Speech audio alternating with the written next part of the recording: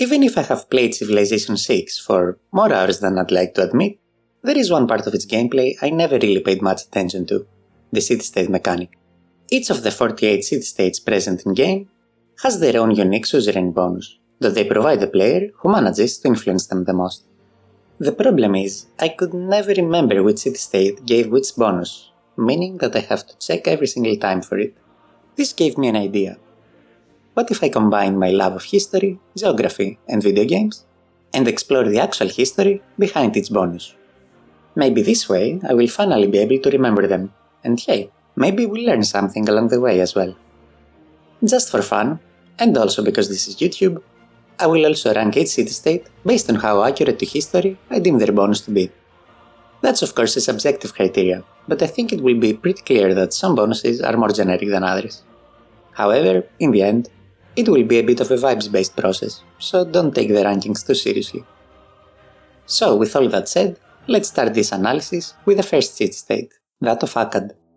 It's nice that we start with that one, because it's actually one of the oldest city-states present in the game, with archaeologists believing that the city was established around the 3rd millennium BC, which is mind-boggling old.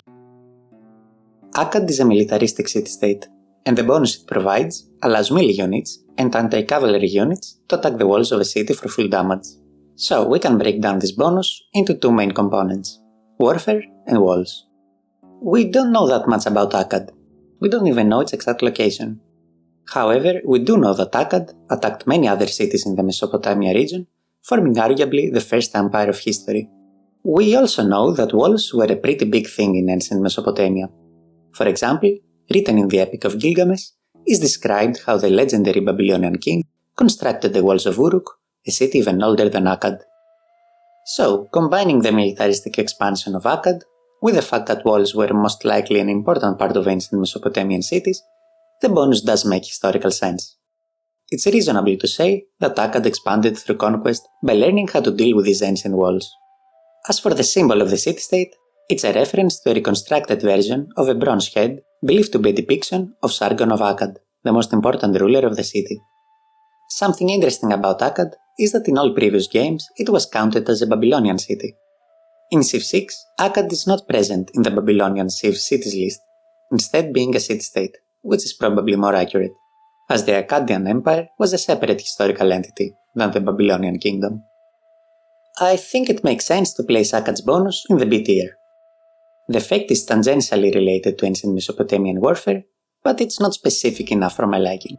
But to be honest, when talking about a city for which we don't even know its exact location, I guess you can't be that specific anyway. Just a little bit east of Mesopotamia, we can find the next city-state of the list, another very old one.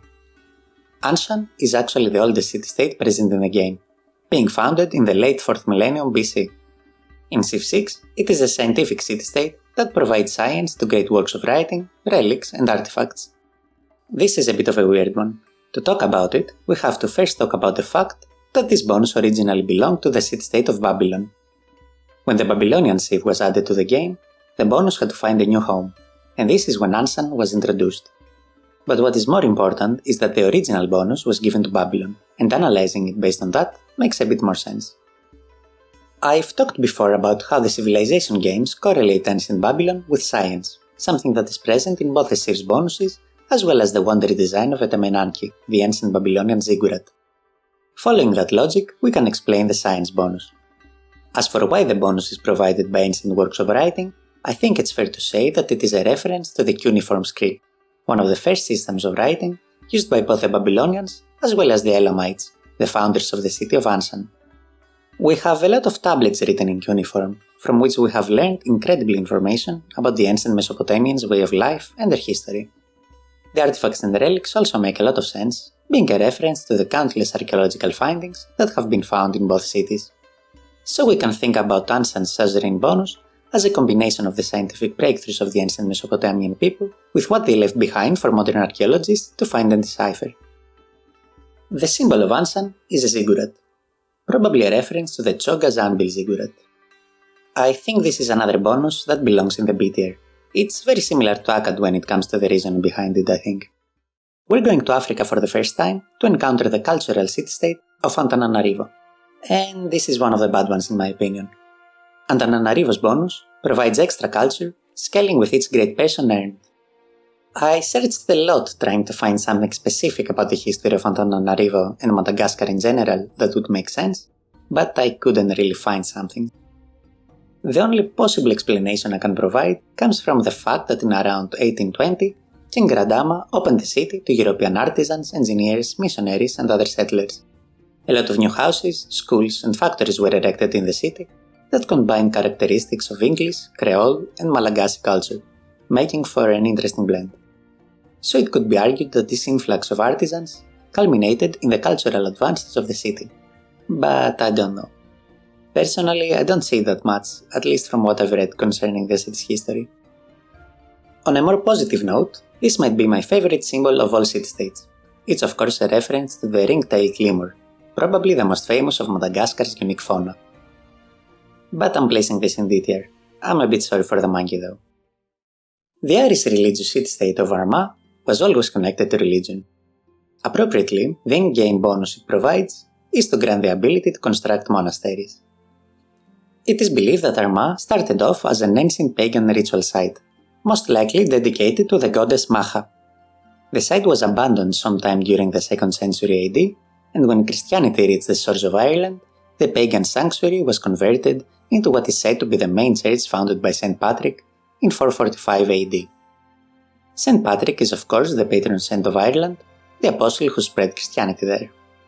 The church that he founded in Armagh, St. Patrick's Cathedral, eventually became the most important monastery in the island, so the ability to construct monasteries is fitting. The monasteries themselves grant faith, obviously, as well as housing and healing to religious units.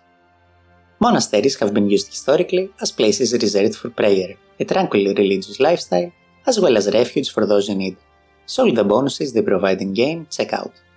Armagh's city-state symbol is the famous shamrock, which has become a symbol of Ireland. St. Patrick also used the shamrock as a metaphor for the Holy Trinity, so the religious connotations can be seen even there. This is so far the most historically accurate bonus in my opinion, and even though monasteries are not a uniquely Irish thing, or even a unique Christian thing, I think they are used very appropriately here. I think Armagh deserves to be in the A tier. Going to pretty much the opposite side of the globe, let's take a look at Auckland, the industrial city-state that provides the player with extra production on shallow water tiles. Auckland is situated around one of New Zealand's finest natural harbours, and was first settled by the Maori people around 1350, who named the region Tamaki, desired by many. The name is not an exaggeration, since the location really was exceptional, thanks to its fertile volcanic land, abundant fisheries, and access to major maritime trade routes. Tamaki was developed by the Maori over the centuries, and it eventually became the most developed settlement in New Zealand before the arrival of the Europeans. The British, under the conditions created by the bloody conflicts caused by the introduction of muskets to the island, appointed William Hobson to make a treaty with the Maori chieftains that would basically put New Zealand under the Crown's control. In 1841, Hobson declared Auckland to be the new capital of New Zealand. Even though the city would lose the title to Wellington just after 24 years, it would grow rapidly, becoming New Zealand's most populated city by the 20th century, as well as having the largest and busiest port in the country. Around 1853, the Auckland Provincial Council started a project to reclaim land around Commercial Bay, and in the 1820s, more shallow water was turned into land in Point Britomart in order to build a railway station and more modern dockyards. In that way, the already advantageous shallow water of the Port of Auckland was literally taken advantage of to increase the production of the city during the industrial era, so I think the bonus ties into all this pretty neatly. As for Auckland's city-state symbol in-game, it is most likely a reference to its nickname, City of Sails, which is another point towards the whole popular and busy port characterization. I think this is a perfectly appropriate bonus in regards to the city's history, and I especially like the production bonus increasing in the industrial era, which mirrors Auckland's rapid growth during that period. But the bonus itself is very simple, so I think overall it belongs in B tier. In our first visit in Southeast Asia, we have Ayutthaya, the cultural city-state that grants a culture boost every time you finish the construction of a building. This is a bit of a difficult one to justify directly. Ayutthaya was one of the wealthiest cities in Southeast Asia, and much of that wealth was visibly expressed through construction. Foreign visitors described the city filled with temples, monasteries, palaces, canals, bridges, and monumental religious complexes. Even after the Burmese sacked the city in 1767, many visitors were struck even by the scale of the ruins that remained. Today, Ayutthaya Historical Park is dominated by the remains of these structures, which still attract many tourists annually. So I think that the stronger explanation for Ayutthaya's in-game bonus is the fact that major building projects played a big role in the development of the city throughout its history, with many kings erecting palaces to elevate their dynasties and the right to rule, while public works displayed the prosperity of the city. Tying this to the fact that Ayutthaya always had a strong cosmopolitan character, with visitors and traders from all around the world, is how we get culture from construction, or at least that's the most simple way I could justify it. Ayutthaya's symbol in Civ 6 is probably a representation of Wat Saywat-Karanaram, one of the most recognizable landmarks in the city. I think I have to place Ayutthaya in the D tier. Just like Antananarivo, I couldn't really find something specific to justify the bonus. The city had a long and rich history, so I definitely could have missed something, but even then, the bonus remains pretty generic all in all. The next city-state is not far at all. Bandar Brunei is a trade city-state that provides the players trade routes with extra gold whenever they pass through a trading post. Now this is a good one in my opinion. Before explaining anything, I have to address the fact that Bandar Brunei replaced the city-state of Jakarta when Indonesia was introduced as a civ. However, the bonus applies well to both cities, so that's not an issue. Bandar Brunei, or Bandar Seri Begawan 1 as it's called today, became an important trading port early on, in the early 15th century, after the visit of Chinese Admiral Zheng He. Over the years, many different people have fought for the control of Brunei because of its strategic location. A part of the city, Kampong Kayer, was even nicknamed Venice of Borneo because of the stilt houses that were built on top of the water of the natural bay. From the early trading with the Chinese, to the golden age of the medieval Bruneian Empire, to its modern oil-based economy, Brunei has always been a global crossroads, so I think that having its bonus be related to trade routes, especially passing through trading posts, is excellent. Bandar Brunei's symbol in-game is a direct representation of the national emblem of modern Brunei, adopted in 1959. Even if the suzerain bonus is once again very simple, I think I have to place Bandar Brunei in the A tier. Sometimes simple is just as good. This is one of my favorites. Going to Europe for the first time, we find the scientific city-state of Bologna, which grants your districts with an extra great person point of their type. At first, I thought that this might be a reference to the Italian Renaissance. But if that was the case, the developers would have probably went with Florence, and make it cultural instead of scientific. Well, I think that the bonus can't be a reference to anything other than the oldest university of Europe, the University of Bologna. While the university and the city of Bologna in general have so much history behind them, for the purposes of this ranking, I am just going to focus on how many different schools and departments it has, with students having the choice to learn about science, literature, economics, and the fine arts. This is exactly the role of a university, and the University of Bologna set the ground for all of them. And I think that the bonus to Great People Generation is a simple but effective nod to that fact, since there is an obvious correlation between great people in game and the world of academia. Even today, Bologna is considered a great student hub in Italy, with the university still functioning after almost 10 centuries. The symbol of Bologna are the famous two leaning towers, built as two rich families competed to prove who is more powerful. I think I have to place Bologna in the S tier. It has everything I'm looking for in a suzerain bonus. It connects to the city's history in a very direct and specific way, and it makes good use of the game's mechanics to represent that history. No notes, 10 out of 10. Moving from one of my favorites to one of the weirder ones, we have Brussels. This industrial city-state in Civ 6 provides the player with a production bonus when building wonders. Now, I hope to not offend any Belgian people here, but what wonders even exist in Belgium? I mean, one of the principal attractions of Brussels is a statue called the Little Pissing Man. Okay, but in all seriousness, there are two possible explanations for the bonus that I could come up with. The first is the historical ties that Belgium has with the country of France, with half the population of Belgium speaking French. France also receives a similar wonder-related bonus in Civ 6, so this could be a reference to that side of Belgium's history. However, I don't really like this logic, and I find it a bit unsatisfying.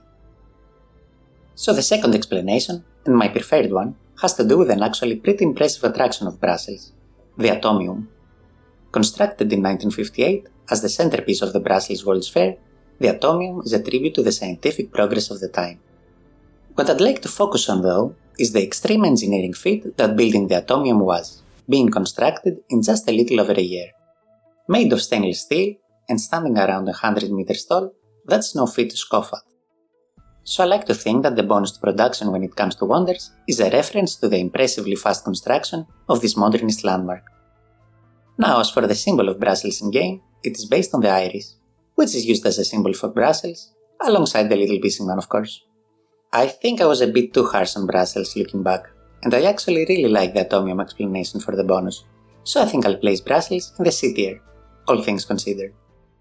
Buenos Aires is an industrial city-state that makes your bonus resources behave like they are luxury resources, giving amenities. Buenos Aires as a city is a multicultural place where immigrants from all over the world arrived through the centuries.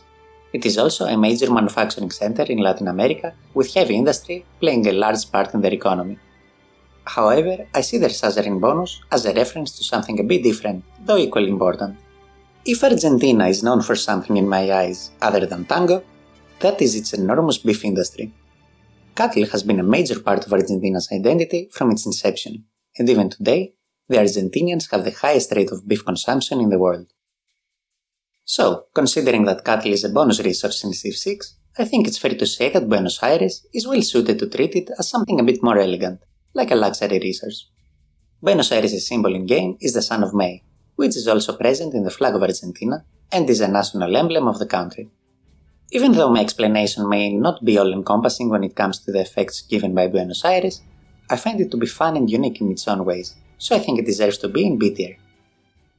Staying in the Americas, but moving to the Caribbean, we find the cultural city-state of Caguana, that allows the player to construct a bate improvement, which provides culture and tourism for every adjacent bonus resource and entertainment center.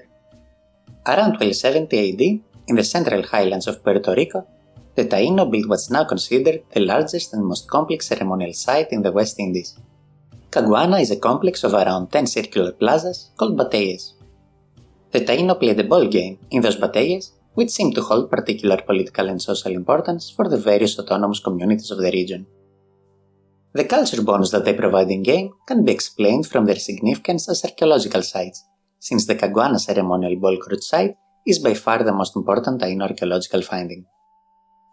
I think the entertainment complex adjacency bonus that they provide is a neat reference to the sports-like nature of the batallas, but as for the adjacency bonus from bonus resources, I'm not that sure.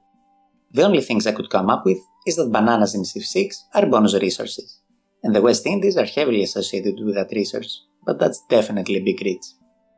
The symbol of Caguana in-game makes reference to a bird drawing on a stone in the archaeological site in Puerto Rico.